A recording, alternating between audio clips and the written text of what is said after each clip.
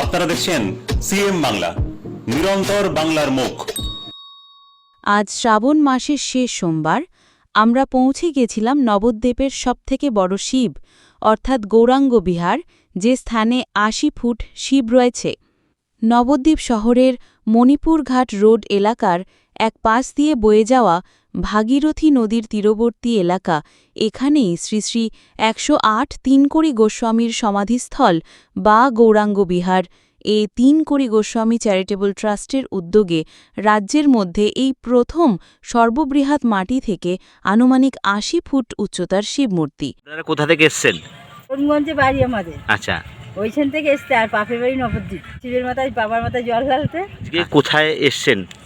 আমরা এসেছি নবদ্বীপে, হচ্ছে শ্মশানের পাশে একটা মন্দির আছে, সে মন্দিরে পুজো দিতে এসেছি। আচ্ছা, সারাদিন না খেয়ে দিয়ে পুজো দিতে এসেছি।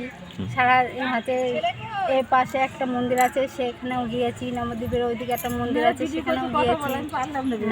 এখানে কেমন লাগছে এই জায়গাটা? খুব ভালো লাগছে। আপনার নাম? আমার নাম যমুনা কর্মকার। এশিয়ার দ্বিতীয় বৃহত্তম শিবলিঙ্গ রয়েছে এই নদিয়ার কৃষ্ণগঞ্জ মাঝদিয়া শিবনিবাসে, একই সঙ্গে সর্বোচ্চ মন্দিরও। নদিয়ার ভাগীরথী নদীর এক প্রান্তে রয়েছে বর্তমানের নবদ্বীপ শহর, যেখানে জন্মগ্রহণ করেছিলেন চৈতন্য মহাপ্রভু।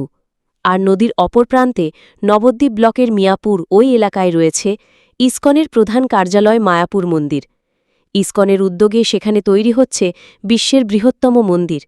এদিকে বৈষ্ণব তীর্থ তথা মন্দির নগরী নবদ্বীপে তৈরি হচ্ছে এক প্রকাণ্ড শিবের মূর্তি, যা উচ্চতায় রাজ্যের মধ্যে বৃহত্তম বলেই দাবি উদ্যোক্তাদের।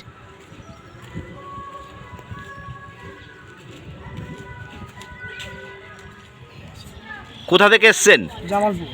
কেমন লাগছে জায়গাটা? ভালো।